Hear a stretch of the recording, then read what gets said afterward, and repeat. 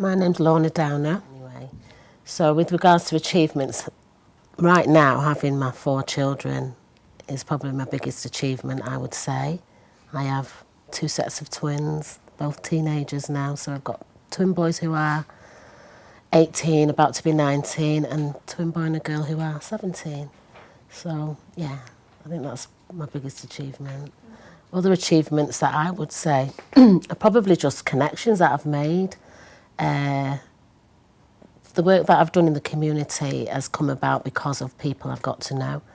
So I class my achievements alongside Hartley Hanley, Mrs Da-Cocodia, Mrs Edwards, all the people here at First Cut, all the people that I've known growing up have influenced what I do today.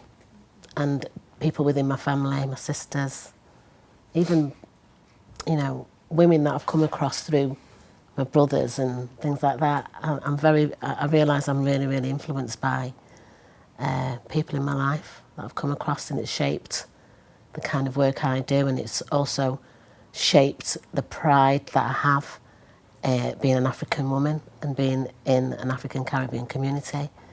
Yeah. We have an organisation called Autism for the Arts, and myself and Nadia, we go into cultural venues, Manchester Art Gallery, Manchester Museum, Whitworth Art Gallery, the Tate in Liverpool, any cultural venues or spaces that are free, and we teach and train all the staff in autism awareness.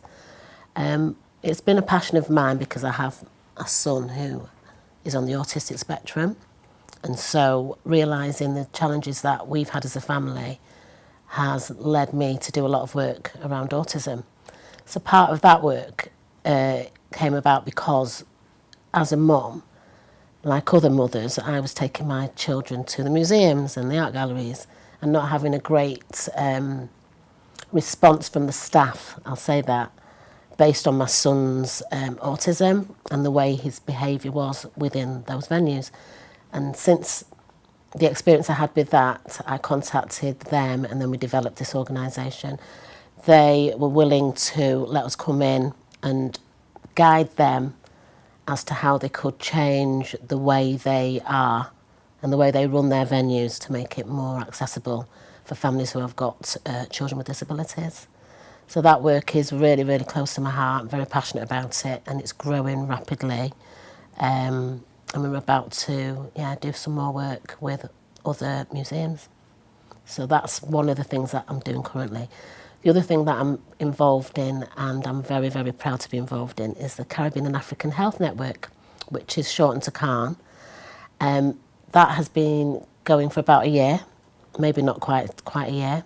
And again, that came about because I was involved in some consultation that Faye Bruce was doing at Manchester Metropolitan University.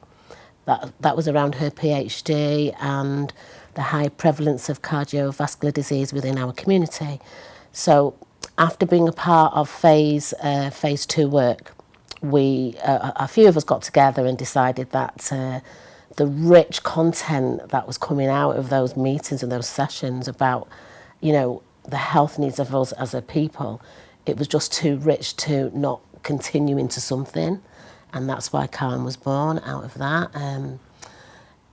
So through CARN, we're involved with Devolution Manchester, the Devolution and Agenda for Manchester, which is about changing, bringing into communities, instead of it being London-centric, bringing into communities the health budget so that Greater Manchester actually, can be responsible for its own health budget. And as CARN, we want to work with the Greater Manchester Partnership to make sure that Caribbean and African people and our health needs are addressed, because actually they haven't been addressed over the decades previously. Or if they have been addressed, we're presenting late. Preventable diseases and preventable conditions are prevalent. Our people are dying from things that they just don't need to be dying from. And so I'm very passionate about being a part of CARN, and the people that I work with within Khan are just amazing, and the skills and the enthusiasm for this type of thing is what just keeps us going, and we're working very hard, and we're working on a voluntary basis, which often happens when you want to do work for our community. Myself and some friends of mine, we actually have been dressing venues, I have to say, for about 30 years for free, just because we like to help people, and because my background is fashion and design, that is what I did my degree in. Anything to do with fabrics and creativity, I love it. I just love it. So whenever people would have parties, or maybe they lost a relative and they were having a funeral, they would ask us if we could help to dress the venues, and we've been doing it forever. And I think it was the last, just over 2 years ago, when my friend Pat said, you know, we need to sort of do this as a business, because we're being asked to do it more and more. And I'd always rope them in. I'd be like, no, I'm not doing anything for free. And then I'd be like, can you come and help me? So they always helped. And so that's how that developed. And so we dress different venues. We do Westwood Street. The West Indian Centre we enjoy doing, because it's our centre, and we want it to look lovely, and we want people to use it more, and we want to develop it and grow it, and hopefully we will. So we do a lot of events there. We do a lot of community events. So if people are having a community event, we usually do that for free as part of our contribution to enhancing the community. But it is a business. So yeah, we enjoy that. We do lots of creative stuff. We make some amazing centerpieces, and we like playing around with what people say they'd like to see for their do. And then we sit down and we have a brainstorming meeting, and that's the bit that we enjoy the most, creating a look that would fit what that person wants to say, yeah. So it's great. It's enjoyable. I'm lucky to enjoy the work that I do. The people that I work around make it that way, so yeah. I've just realised I'm very lucky. Yeah. I had businesses doing fashion and design, and when I got pregnant and had the children, I thought, well, I can't keep lugging big rolls of cloth up and down the stairs, which is what I was doing, and moving machinery. So I'll do something easier and open a shop. That's a gift shop. That was supposed to be easier. It wasn't that much easier, but I had the 4 children by then, and I opened it on Claremont Road in Moss Side, because I was adamant that we needed a black bookshop in our community. And so, yeah, I rented a shop from Dexter. Everyone knows Dexter. And he was really good to, you know, in the beginning, to let me just take my time and paint it and develop it. So, yeah, my friend Jackie and I opened Sankofa. It was books. We sold African Caribbean books, cards, gifts, beautiful artwork from Africa. We used to have carving sent from Malawi, from Nigeria, from Sierra Leone, so many, Ghana. I had some fantastic jewellery that I had a client that was sent from Kenya. It was beautiful. It really was. I really loved doing that. So we ran that for about 6 years, or maybe 7 years. We used to have schools coming in from the local area talking about African history. Then I would go into schools and do talks around African history, and just showing them what the different artefacts were, and, you know, the stories behind the art and the batiks, and just giving them a bit more information, just to show that, you know, there's usually a story behind all of our artwork and jewellery, and so it was nice. Now, Part 45 came about because of the Pan-African Congress movement that happened in Manchester in 1945.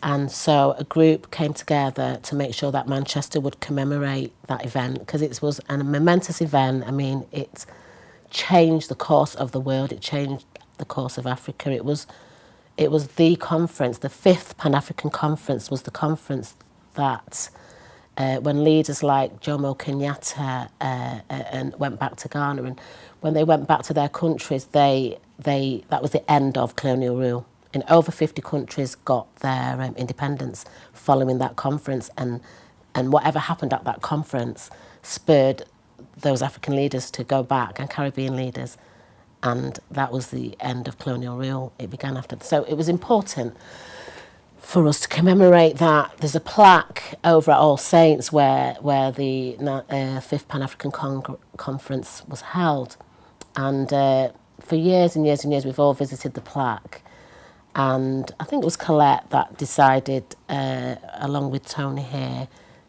we've got to do something. So the Part 45 conference went ahead in 2015. It was a fantastic conference. It was attended by people from all over the world. Speakers came from all over the world.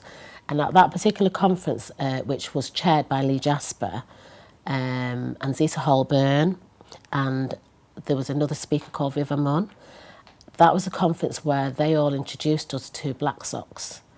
Now, Black Socks is a social action movement that was born out of the death of 2 young men in Lewisham in London, which sadly happened, I think, within days of each other. The community were in uproar. Viv and Lee and some others went down to help this community decide what they were going to do next, so that they wouldn't turn on themselves and, you know, what could possibly happen. They agreed to support all the young men in that room that day. I believe there was nearly 400 people there, and that changed the course of how those young people reacted after the death of their friends. Black Socks was born.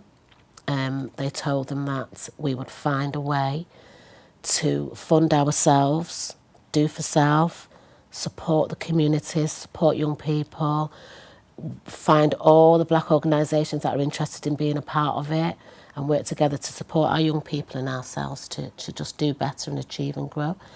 And that's what Black Socks is. So at the Part 45 conference, they talked about it. My brother and myself and Colette joined immediately. And within a few weeks, I think by the November, Part 45 was in October, by the November, we were having our first training and workshops in London. They went on every month after that, and we're still very much a part of Black Socks, and it's a growing movement, and it's, you know, you can find out about it online and social media and everything else. It's definitely doing some fantastic things for us as a people, yeah. And it's feeding into CAN, the Caribbean and African Health Network, and other works that are being done in Manchester. They've been to Manchester lots of times and doing some work with Hideaway and the young people there around Stop and Search, and making sure that young people are aware of. They're just doing some great stuff. So watch this space. It's definitely something that's growing. Yeah. I'm a governor at 2 schools, special schools, because they're the schools that my youngest son, well, he attended the Birches as a primary school, and now he attends the Grange as a secondary school. So I'm a governor at both schools. The Birches I've been a governor at for about 8 years. When you have a child with a disability, you need to be involved in their education. You just do. It's the biggest part of, it's the biggest possibility for change and growth. And so that's why I became a governor, so that I could know that when I went in there, no, I really became a governor, so that when I went in to tell them off about something or say, guess what I found, you should be doing this, have you heard of this? The list of things I would go and drive them mad with.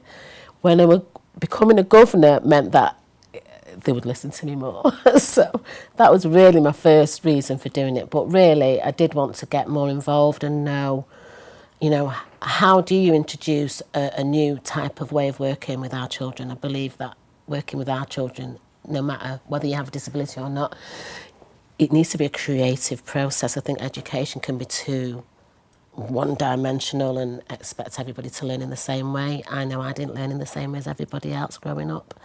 I was very different. And so becoming a governor means that I can talk about and influence and suggest ways in which we could do things differently and link people that I know or people that work in a different way to the schools. So, and also learn a lot about how challenging it is for schools to run and for the teachers and the head to get everything right. It's not as easy as you think. Well, it's just not easy. So a governor at the Birches and a governor at the Grange School, which is specifically for children with autism. It's, again, it means that I can find out what they're doing, feed it into the other work I do as well, the work with the museums, linking that to the schools. The schools have been working with Manchester Museum on a project, which is fantastic for children with autism to be able to feel artefacts from the museum, really, really old, thousand-year-old artefacts, but feel them through a machine that's called a haptic machine that 3D prints the objects and then inserts them into this machine, and the children can actually feel. It's just amazing. So that's another thing that I like. In all of my work, I like it to link in. I like them all to link into each other. So, yeah, that's something I'm enjoying as well. It was a group run by Paula Binner and Lance Lewis, and they were KEG, Comedic Educational Guidance. So Paul was a teacher at Ducey and Lance was a teacher as well. And so they were introducing African history to the community, already doing classes on a Monday, well, I don't know what evening it was, I think it was a Monday evening at Ducey High School, and supporting a black women's group to grow and develop so that we could run sessions for black women. And then from there it developed into the conferences, which were huge, attended by people from all over the country, all over the world actually, with fantastic speakers, Patricia Newton, Anthony Browder,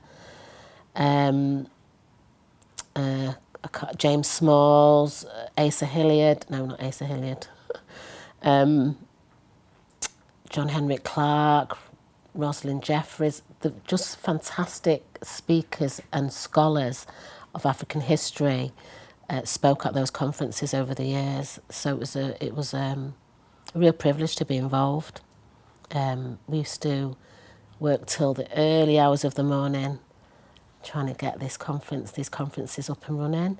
Mainly, again, to show our rich history and to share it and improve our knowledge so that we could take it into the communities and our workplaces and wherever we were.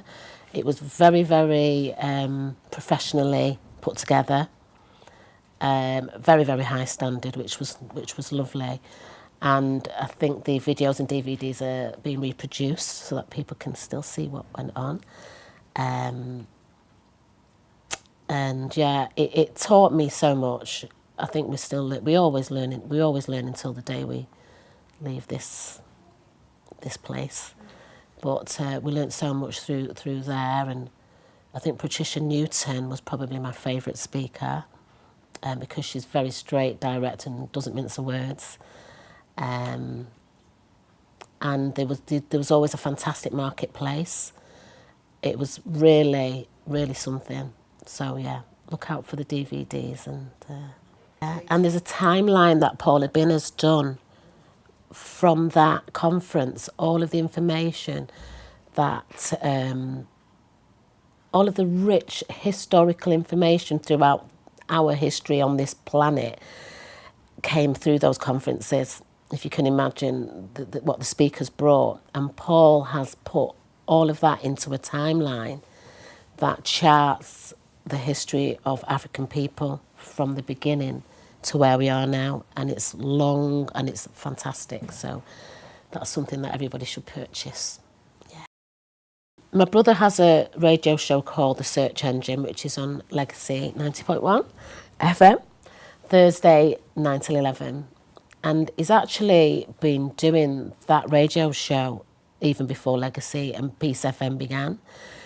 He started doing it at 111 Princess Road, which most people will remember was where all the RSLs and the monthly radio stations were held, up at Mr. Lowe's place, and all the people that were involved back then. I have to say big up to Stevie Fly, and rest in peace, and big up to Randolph Mike, rest in peace also, because those two are the reason that we have legacy radio today, because they were instrumental in encouraging, I say encouraging, I think they bullied us a little bit to get involved in radio. Yeah, they would come round and say, you should be doing radio, you should be doing radio. But I stayed out of it, and my brother sort of pushed my brother to the front, and I do a lot of the support work behind the scenes, and I have been doing for a long time, since they were at 111 Princess Road, and now they have, you know, they became a fully fledged radio station, and I do a lot of support behind the scenes of my brother's show, helping with guests and questions and directing the show a little bit. So yeah, it's really enjoyable. My brother Anthony is now using each week to have some women to run 1 week, TAP, the African Pot, they run 1 week, which is young people who are running their own organisation. And then another week is Talk Up Youth. So it's young people, getting them into radio, and they ask all the questions. So we're getting the elder ladies and the middle, 30-year-olds and the younger 18-year-olds all getting used to being presenters and running that show for themselves. So that's what we like. Oh, and then this Search Engine Live once a month, where we have live musicians and artists and singers. The first Thursday of every month is Search Engine Live, and you can watch it live on YouTube. And we have Jerry Lindo, who is just an amazing guitarist, and he's a resident guitarist. And then we bring percussionists in, or saxophone players in, and vocal artists in, all from the local community. And yeah, watch it live on YouTube. It's fantastic, and it's all available on YouTube. I met Mrs. Da-Cocodia when, after the riots in Moss Side. So I've always lived in Moss Side, born and bred. After the riots, the government sent the task force into Manchester to help to rebuild and strengthen the community again, and help to support new projects, so that we could support, young people mainly. So where did I work then? I think I was working at the Hideaway Youth Project with Hartley when I first met Mrs. Da-Cocodia. Yes, it was there. And with Kath Locke, another fantastic woman. And I just remember Mrs. Da-Cocodia. She's one of those women that when you see her, you just sort of, you can't take your eyes off her. I think I was young then, I was about 19. And I remember thinking, she looks like the Queen, but a black version. I never even said that to her before. And I remember just looking at her hair and her clothes. She used to wear the most beautiful suits. She was always immaculately dressed. And her hair was immaculate. Used to sort of fold into each other all around the back, and she'd pin it. And she was just beautiful. And she was so... What I liked about her was, even though I was probably just typing away in the office and just sort of, she'd always come and speak to you, and she'd always ask what you were doing, and how you were, and what did you want to do next. And I'd be like, didn't even expect to be spoken to. So that's how I remember her initially. And then after working at Hideaway, I went across to the precinct, which was there then, and worked upstairs at AED, the Agency for Economic Development. Before that, I became the secretary for the task force steering group. So the task force, when they came after the riots, they were about 16 people from different organisations, community organisations, that formed the task force steering group, which would meet once a month to talk about what projects we were going to develop and grow, how we were going to do that, what the input from the government was going to be, and blah, blah. So that's actually where I met Mrs. Da-Cocodia as well. So being the steering group secretary then led me to becoming a secretary for Mr. Harris, Volney Harris at AED. Mrs. Da-Cocodia was the board member there. And so that stands out for me a lot because she was one of the only women on a board of about 12 men. And I used to think when the directors would meet, I was always excited for when Mrs. Da-Cocodia turned up because they all humbled. She just could humble the whole room full of men, and it was just, and she was very softly spoken, but they all looked up to her because she was dynamic in what she produced and the way she would speak to people. And if she had an idea, she'd soon talk them round to following that idea. So that was, I used to like to listen in because I could sort of hear what was going on from my desk a little bit. So even though they didn't know I could hear, I could often hear her putting them in their place. So yeah, that was great. I think she worked really hard. She was always doing something. But yeah, Mrs. Da-Cocodia made many things happen in Karaoke Business Park because she was really, really adamant that the ideas that we have, the creativity that young people come up with, she'd like to grow that in an entrepreneurial way. And therefore, having managed workspaces for the smallest of businesses to bigger businesses was a passion of hers. And she would always talk about growing whatever you were doing, and even if she was in conversation with you, she would ask you, and what are you going to do with that, and where are you going to take that? And sometimes I didn't have an answer for that, but I do remember her sort of always encouraging you to look at where it was going to go next. And so when Karaoke was born, it was about Caribbean and African people growing a business. And the smallest units were just tiny with one desk, and about you knowing that you could run your business from there and then maybe move into the next office and the next one and the next one. And it was something that she was very, very passionate about. Yeah. Mrs. Da-Cocodia was probably one of the first women that I saw in the workplace at a high level. So I was working now, and that'd be like, who's this? Who's this? You know, it was one of those things. And you'd see her with politicians. You see her on News at 10. You know, you'd see her on TV an awful lot. You'd see that whenever she was with Prince Charles, she got Prince Charles to come to the West Indian Centre at Westwood Street.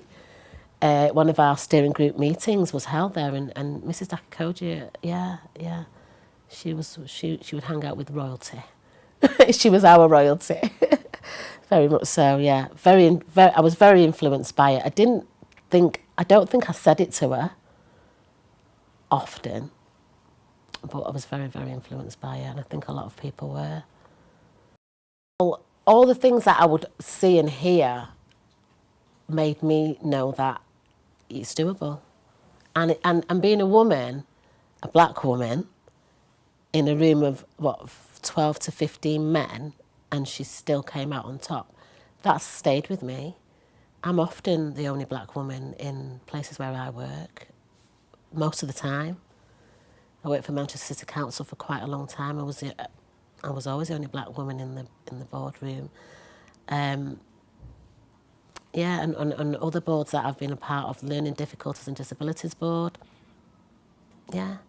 So when you get to grow around women like that, it changes you, and it definitely pushes you to be able to do that yourself.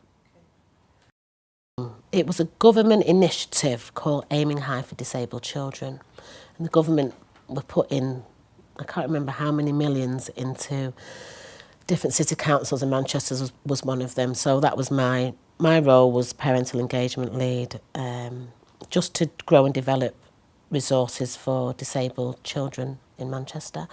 So as a part of that, I became a part of the Learning Difficulties and Disabilities Board. It's where all the leads within SEN, special educational needs and health, meet to discuss you know, whatever politically and funding wise is going to happen within Greater Manchester. So myself and 5 other parents who have disabled children sort of forced our way onto that board, because we found out that it was running for years and they didn't have any parental involvement.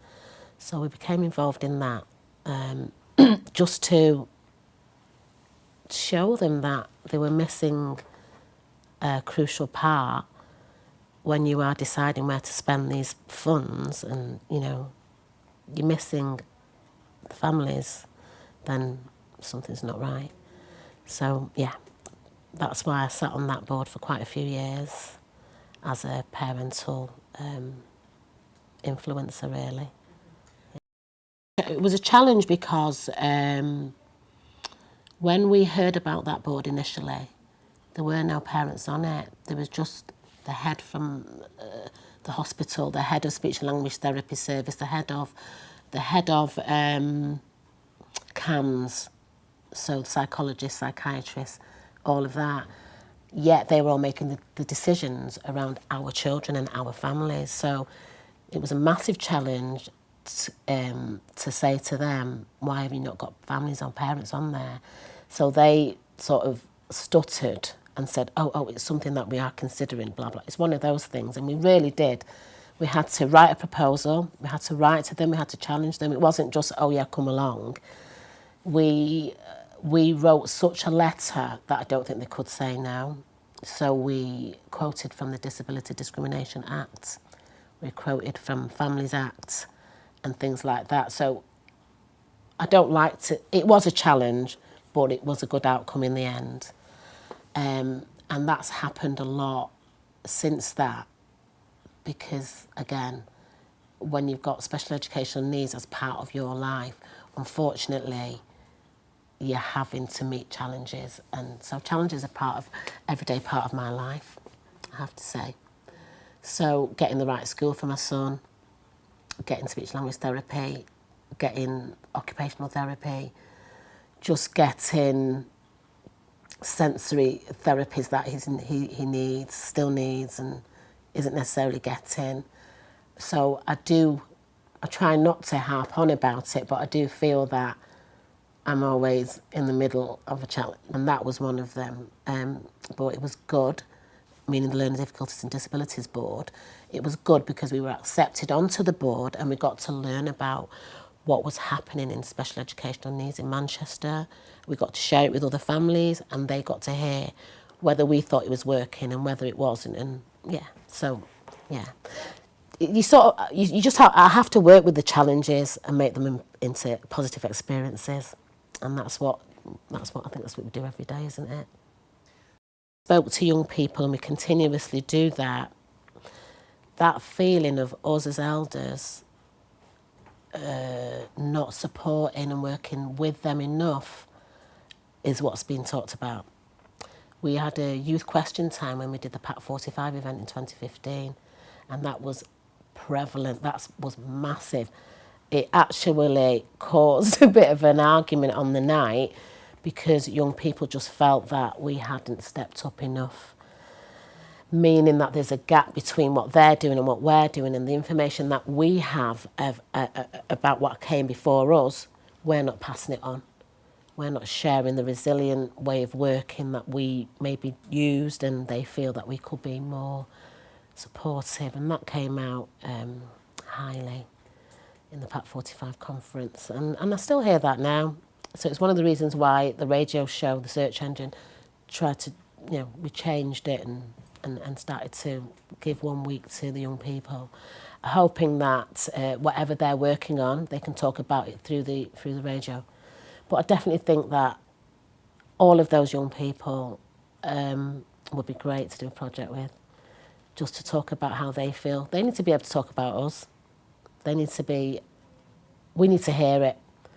We need to hear what they think, how they feel, and even the difficult things, we need to hear it. There's a lot of positivity, but there tends to be a lot of, we just feel that we need more from our elders.